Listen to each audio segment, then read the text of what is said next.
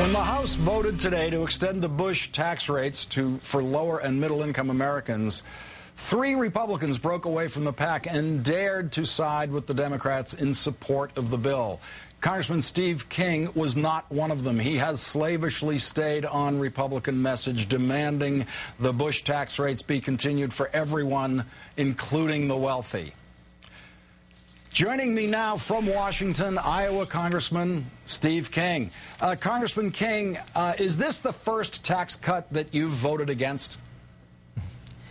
Well, I don't know that I have voted against a tax cut. I think I would be for most all those things that would keep this economy growing and let's get it straight. For promoter of free enterprise. You voted against a tax cut. You voted against a tax cut today. Let's just get that settled. You voted against a cut in every single income tax rate, going all the way down to the people who are paying 15, 10%. You voted to allow it to go up to 15 instead of going down to 10. You voted for against a tax cut in every bracket except all those people in your district in western Iowa, which must be, what, I don't know, 25 of them, who make over $250,000 a year.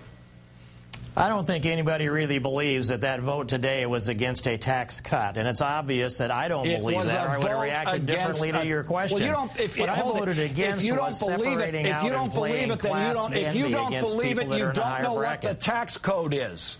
Hey, you voted today to allow, let's talk about the bottom bracket, okay, the bottom bracket. You voted today to allow the tax to increase from 10% to 15% for the lowest income taxpayers in this country. You voted for a 5% increase in that. What is a 50% raise for them in their tax bracket? That's what you voted for. Do you want to now pretend that you did not vote for a tax increase today? I'm going to say this. Everybody that's paying attention to this knows that this vote today was never considered to ever get to the president's desk. It's a political vote. It wasn't ready. 20 Democrats voted no on it as well. They understood that it's a political game. My constituents understand that, and so will the thinking Americans. I'm not a bit worried about how that spin comes on. We need to hold out to get a better deal. And I'm for making all of those tax brackets in 2001 and 2003 permanent, and I'm for addressing the estate tax, too. There will be people laying on their deathbed at the end of this year, watching as midnight comes, deciding whether they're going to put their loved one on life support because we didn't address the estate tax today. And I think that's a real disservice to the American people. Well, they are working on addressing the estate tax, apparently, in the package of compromise they're trying to negotiate in the Senate. And it is true that this vote is clearly going to come back to you. The White House indicated today that they want to continue negotiating with Republicans in the Senate to try to get a compromise version of this. What compromise version of it do you think House Republicans could support? For example, as we just discussed with Barney Frank, what if that threshold of $250,000 was raised to $1 million? Would you be willing to allow for a possible raise in the rate on incomes over $1 million a year? And in your district, do you know if anyone in your district makes over $1 million a year? Oh, I'm confident there are those in my district that do make over $1 million a year, but I don't think I'll hear from them on that proposal. I just suggest this. Let's extend them all. I would like to make them all permanent, but let's extend them all so that there can be plannable capital investment that goes on. Why not just take all the brackets that have been good enough for the last since 01 and 03 and move them forward? I'd make them permanent, but if they put a 5-year plan out on the table for everything and we could address this estate tax, I'd take a real good look at that, and I wanted to know what some of the others in my conference thought before I would actually sign on. I want to get to the DREAM Act with you, Congressman, because you have said, you have guessed, you have made up the idea that the DREAM Act would cost $20 billion and that the CBO was suppressing a secret report where it would cost $20 billion. The CBO has reported today that it is, in fact, a no-cost piece of legislation, which is everyone's been insisting on.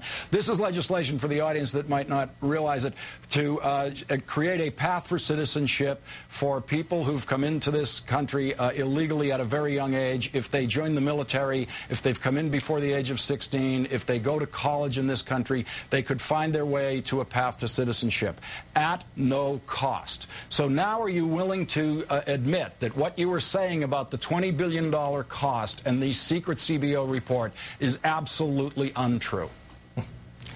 I said there are 4 versions of the DREAM Act out here on this Hill, and that they would narrow the definitions that they had in the language in so that they would try to get that CBO score in under the $20 billion. That was a number that was leaked out of the CBO office. And additionally, I have a $6.4 billion cost on this that came from CBO, and there's some offsetting revenue streams, but they did not charge against it the cost of the family reunification that is a necessary result or an actual result of what would happen when you see a citizenship handed over to 2.1 million people. This is dynamically scored in one version, and it shuts off the costs that expand on this and other versions of it. So it's a very, very tight definition in a bill that's tighter than the one that is the original one that came out. But what this is it provides amnesty for 2.1 million people. And that's twice as large as the estimate when Ronald Reagan signed the '86 Amnesty Act.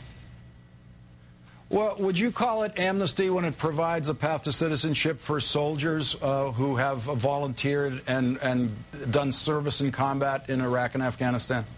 No, I wouldn't call that amnesty, and we have a provision for them to earn their citizenship. We don't need the DREAM Act in order to do that.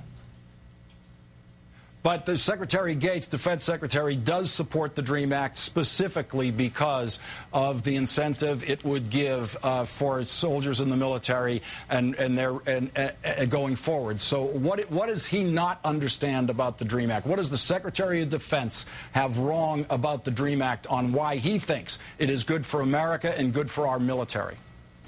Well, I think what you'll see is that the Secretary of Defense, a number of the members of that come from the Pentagon, high-ranking officials that had one opinion 2 or 3 years ago, have modified their opinions because they have a different commander-in-chief. I don't take their words at exactly the face value that I did before. But what we really have here is that the 2.1 million people that would be receiving amnesty.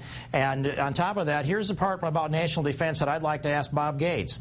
And that is, what do you say to the widow or the widower who has lost their husband or their wife, or the child who's lost their mother and father in Afghanistan or Iraq, defending our liberty, who is paying out-of-state tuition premiums while they're sitting in a desk next to somebody that's received amnesty and a de facto scholarship under this DREAM Act? It's completely unjust to do that, and no one's been able to answer that moral conundrum that would be created by the DREAM Act.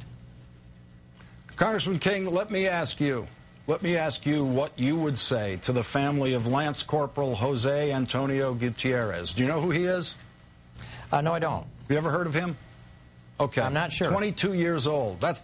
He was 22 years old on March 21st, 2002, when he was killed in Iraq. He was one of our first casualties in Iraq. He came to this country illegally before the age of 16 from Guatemala.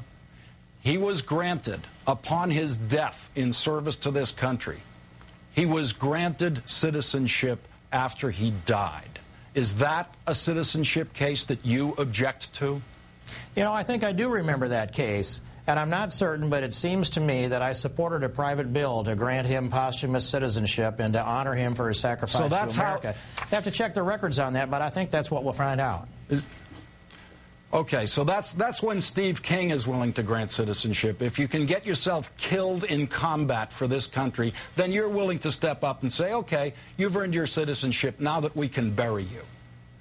I think what we have is 2.1 million people estimated to step in and receive this de facto scholarship, and you're giving me an example on the other side of this, but no one's answering how you answer to that widow or widower who would be paying out-of-state tuition, sitting in a desk next to someone who's getting a discount on theirs, who have come into the country illegally, perhaps the day before their 16th birthday, and perhaps as old as 30 years old. Out-of-state tuition applies to people out of state. In-state tuition applies to people in-state. And there is absolutely no distinction made on DREAM Act students in that bill for that. Congressman Steve King, Republican of Iowa, thank you very much for your time tonight. I want to continue with this with you when we have more time. Thanks for coming in tonight. Thank you.